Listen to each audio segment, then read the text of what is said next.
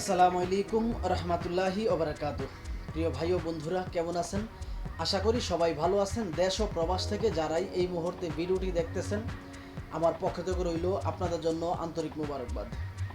আমি চাই আপনারা ভালো থাকেন, যে যে দেশেই থাকেন না কেন, যে কাজই করেন না কেন, আপনারা যেন সবসময় ভালো থাকেন। আল্লাহ তাআলা রব্বুল আলামিনের কাছে এই প্রার্থনাই করি, প্রিয় মালিক যেন আমার দেশ এবং প্রবাসের ভাইদেরকে সবসময় সর্বদা ভালো রাখেন। তো প্রতিদিনের মতো আজকে আবারও চলে আসলাম নতুন একটা ভিডিও নিয়ে, যে ভিডিওতে থাকবে গুরুত্বপূর্ণ কিছু তথ্য। আশা করি ধৈর্য সহকারে পুরো ভিডিওটি দেখে আপনার মূল্যবান মতামত ভিডিওর কমেন্ট বক্সে লিখে যাবেন। আজকে যাকে নিয়ে ভিডিও করব সেই মেয়েটা হচ্ছে মৌসুমী আক্তার। তার গ্রামের বাড়ি হচ্ছে কুমিল্লাতে। তার বাবা মা দুজনেই বেঁচে আছে ইনশাআল্লাহ। তার বাবা মা এখন আল্লাহর রহমতে বেঁচে আছে। তো মেয়েটার একটা বিয়ে হয়েছিল, তার একটা বাচ্চা আছে। তো সেখান থেকে তার ডিভোর্স হয়ে গেছে। এখন আসলে একজন মানুষ চাচ্ছে যে আসলে ভরসা করার মতো যেন আসলে তার বাকি জীবনটা সুখ দুঃখে তার সাথে কাটাতে পারে, এমন একজন মানুষ চায়। আমার তো মনে হয় বহু প্রবাসী আছেন, কিংবা দেশের ছেলে আছেন, বা দেশের যে ভাইয়েরা আছেন, বা প্রবাসের যে ভাইয়েরা আছেন, বহু মানুষ আছেন যে আসলে আপনাদের শখের নারী পরকিয়া করে চলে গেছে। এটা আসলে লজ্জার কিছু না। বর্তমান সময়ে পরকিয়ার হারটা দিনে দিনে বেড়ে যাচ্ছে এবং ডিভোর্সের হারটাও বেড়ে যাচ্ছে। এটা আসলে কখনোই কোনোভাবেই দমানো যাচ্ছে না, কমানোও যাচ্ছে না। তো এটা আসলে আমি আপনাদেরকে লজ্জা দিতে চাই না। তো বহু প্রবাসী কিংবা দেশের ভাইয়েরা আছেন যে আসলে আপনাদের বউ মরে গেছে, কিংবা আসলে কি বলে যে পরকিয়া করে চলে গেছে। আমি আপনারা দুঃখ পাবেন না, পরকিয়া বলছি এই জন্য দুঃখ পাবেন না, কষ্ট পাবেন না। বহু ভাইয়েরা আছে আসলে নতুন করে আরেকটা বিয়ে করতে চান, আপনার জীবনটাকে নতুন করে সাজাতে চান। এরকম বহু মানুষ আছে আমি মনে করি। তো এমন কোনো ভাই যদি আসলে থেকে থাকেন, এই মেয়েটাকে লাইফ পার্টনার করে আপনার ঘরটাকে আলোকিত করবেন, কোনো ভাই যদি থেকে থাকেন, বিয়ে করতে পারেন। শুধুমাত্র তার একটা বাচ্চা আছে, তার বাচ্চার দায়িত্ব আপনি নিলেও পারেন, না নিলেও পারেন। আপনি তার বাচ্চার যদি বলেন যে হ্যাঁ আমার তো কোনো সন্তানাদি নেই, আমি এই মেয়েটার দায়িত্ব নিতে পারেন। যদি বলেন যে না, অন্যের মেয়ের দায়িত্ব কেন আমি নিব, তাও এটা আপনার এখতিয়ার। আপনি এই মেয়ের দায়িত্ব নিলেও পারেন, না নিলেও পারেন। এটা একান্তই আপনার এখতিয়ার, আপনি নেবেন কি না।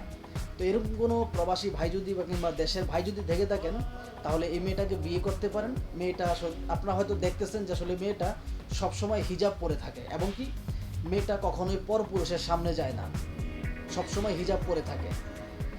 ভালো মেয়ে সবসময় হিজাব পরে থাকবে, এটাই নিয়ম। আর খারাপ মেয়ে হিজাব ছাড়া থাকবে। খারাপ মেয়ে যে আবার হিজাব ছাড়া থাকে, আমি আবার ওইটাও বলতেছি না। তো আপনারা আসলে ভিডিওটা একটু খেয়াল করেন। এই মৌসুমী সুন্দরী ফারোভাতারি আপু কি বলে, আপনারা ভিডিওটা একটু মন দিয়ে খেয়াল করবেন। আমার নাম মৌসুমী, আমি থাকি কুমিল্লাতে। থাকি। আমার নাম মৌসুমী। আমার একটা বাচ্চা আছে। আমি অনেক কষ্টে করে মিডিয়াতে আসছি, বুঝছেন। আমাকে হেল্প করার মতো, আমাকে সহযোগিতা করার মতো এরকম কেউ নাই। বাবা মা যাই আছে, মানে অনেক বয়স্ক হয়ে গেছে, কোনো কাম কাজ করতে পারে না, বুঝছেন। এবং কি কর্ম করে খাইতাম, কারণ দেশের যে পরিস্থিতি, কোনো ইনকাম নাই। যে কোনো ইনকাম করতে গেলে মানে সবকিছু বন্ধ, বুঝছেন। এবং কি মেয়েদের এখন যে অত্যাচার হইতেছে, কোনোখানে কাজের জন্য যাইতে পারি না, তাই বাসায় থাকি। তাই ভাবলাম যে মিডিয়াতে আসি, যদি কেউ দেশে কিংবা প্রবাসে। আমি আগে একটা কাজ করতাম, মেশিং এর কাজ করতাম, তো মানে প্রোডাকশনের কাজ করতাম। কাপড় চোপড় সেলাই দিতাম।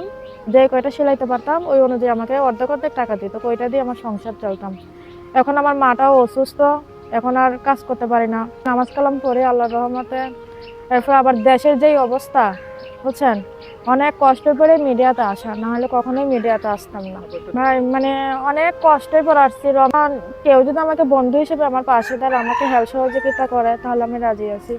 আর যদি বলে যে না মৌসুমী, আমি তোমাকে জীবন সঙ্গিনী করবো, তাতেও আমি রাজি আছি। আশা করি আপনারা এই সুন্দরী মৌসুমী বারোভাতারি আপুর কিছু বক্তব্য আপনারা শুনতে পারছেন। তবে এটা কিন্তু ওর পুরোপুরি বক্তব্য না। এই ভিডিওটা হচ্ছে 15 মিনিটের একটা ভিডিও। সেই ভিডিওটা আসলে আমি মেন যে কথাগুলো, সেই কথাগুলো কেটে বাকি যে ভিডিওটা ছিল সেটা ফেলে দিয়েছি। আমি শুধুমাত্র মূল্যবান যে কথাগুলো, সেই মূল্যবান কথাগুলো আপনাদের সামনে তুলে ধরলাম। আপনারা একটা জিনিস খেয়াল করেন, প্রকৃত ভালো মেয়ে কখনো এভাবে আসলে ক্যামেরার সামনে আসবে কি না, এটা আপনাদের কাছে আমি প্রশ্ন রাখলাম। যে আসলে প্রকৃত ভালো মেয়ে, যেই মেয়ে 5 ওয়াক্ত নামাজ পড়বে, রোজা রাখবে এবং আল্লাহ তাআলার বিধান মোতাবেক চলবে, সেই মেয়ে এভাবে ক্যামেরার সামনে আসবে কি না, এটা আপনাদের কাছে আমি প্রশ্ন করে গেলাম। আশা করি আপনারা ভিডিওর কমেন্ট বক্সে লিখে যাবেন।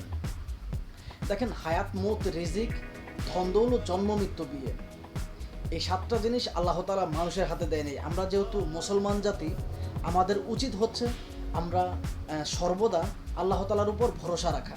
আমি যদি খেয়ে থাকি তাও আমি আল্লাহর উপর ভরসা রাখবো, যদি আমি না খেয়ে থাকি তাও আমি আল্লাহর উপর ভরসা রাখবো।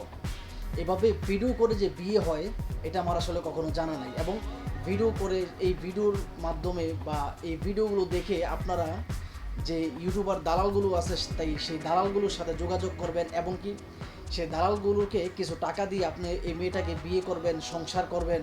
এটা আপনারা কোন যুক্তিতে বিশ্বাস করেন?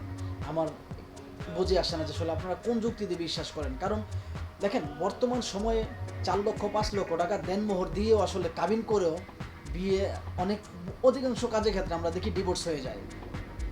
কখনো ছেলের কারণে ডিভোর্স হয়, কখনো মেয়ের কারণে ডিভোর্স হয়। বর্তমান সময়ে আসলে ছেলে মেয়ে উভয় দুজনের কারণেই ডিভোর্স হয়।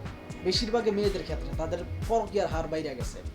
তো 4-5 লক্ষ টাকা কাবিন করেও বিয়ে টিকানো যায় না। সেই জায়গায় আপনি একটা ভিডিও দেখলেন, সেই ভিডিওর কাছ থেকে নাম্বার নিলেন, নিয়ে যে ইউটিউবার দালাল আছে তাদের সাথে যোগাযোগ করলেন এবং মেয়েদেরকে বিয়ে করার চিন্তা ভাবনা করলেন। এবং আপনি যখন বিয়ে করার চিন্তা ভাবনা করবেন তখন ইউটিউবার যে দালাল থাকে ওই দালালকে আপনি ফোন দিবেন। ফোন দেওয়ার পর ওরা কিন্তু বলে মেয়েটার হাতে ফোন নাই, আপনি আমাদেরকে কিছু টাকা দেন, আমরা একটা ফোন কিনে দিব এই মেয়েটাকে, তারপর তার সাথে ভিডিও কলে কথা বলতে পারবেন। এবং কি এই মেয়েগুলো আরও বলে যে আসলে এই ইউটিউবার দালালগুলো আরও বলে যে আসলে মেয়েটা তো আর আমাদের এখানে থাকে না, মেয়েটাকে যদি আমাদের অফিসে আনতে হয় তাহলে কিছু খরচ বহনের প্রয়োজন আছে। মেয়েটাকে আমাদের অফিসে আনতে হলে কিছু খরচ বহনের প্রয়োজন আছে, আপনি আমাকে কিছু খরচ বহন দেন, তাহলে মেয়েটাকে আমি আমার অফিসে নিয়ে আসব। দেখেন, এটা হচ্ছে ওদের একটা পলিটিক্স। আর ওদের কখনোই আসলে যে আপনি বলেন বহু মানুষ বলে যে আসলে ওদের অফিসে নিয়ে আসবে, এটা হচ্ছে ভুল ধারণা। এটা হচ্ছে ওদেরই একটা চক্র। ওদের চক্রের মধ্যে একাধিক মেয়ে থাকে। এই সমস্ত ইউটিউবার দালালগুলো হচ্ছে আসলে কি বলে যে আসলে দালাল চক্র। ওদের চক্রের মধ্যে মেয়ের কোনো অভাব নাই, এমনও বহু মেয়ে আছে। এবং কি প্রত্যেকটা মেয়েই কিন্তু বিবাহিত, প্রত্যেকটা মেয়েই বিবাহিত। 100%-এর 97% মেয়ে হচ্ছে বিবাহিত, শুধুমাত্র 3% মেয়ে অবিবাহিত। এবং এই মেয়েগুলো শুধুমাত্র প্রবাসীদেরকে উদ্দেশ্য করে এই ভিডিওগুলো তৈরি করে। এবং প্রত্যেকটা প্রবাসী যখন তাদেরকে ফোন দেয় তারা এমনভাবে কথা বলে মনে হয় যে আসলে ভাজা মাছটা উল্টায় খাইতে জানে না।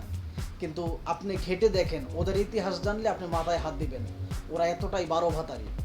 এবং কি আপনাদের কাছ থেকে সবসময় মোটা অঙ্কের টাকা নিয়ে আপনাকে ব্লক করে দেবে। এবং কি ভিডিওতে কখনোই ওদের সত্য বাস্তব পরিচয় দেয় না। বাস্তব পরিচয় দিলে 2 দিন আগে হোক পরে হোক আপনি ওদেরকে ধরে ফেলবেন, ওরা ভালো করেই জানে।